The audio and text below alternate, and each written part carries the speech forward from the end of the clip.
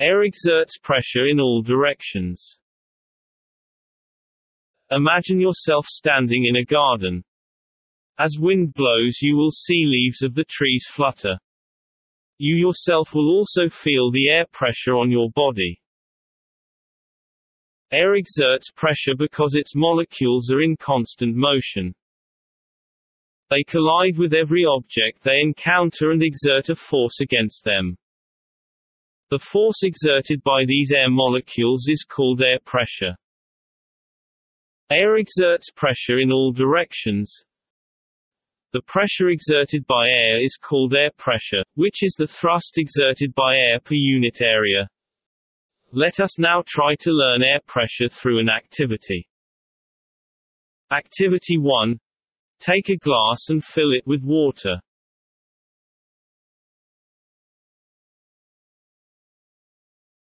Cover the mouth of the glass with a paper card. Now hold the card in place and invert the glass slowly and safely.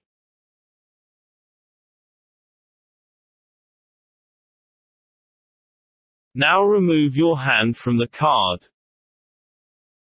What do you observe? The card sticks to the glass and water stays in the glass. It does not fall from the inverted glass. Conclusion: this happens because air exerts pressure on the card from below to keep the card in place. Here the pressure exerted by air upwards is more than the weight exerted by water downwards. Activity 2. Take a plastic bottle and pour a glass of boiling water in it.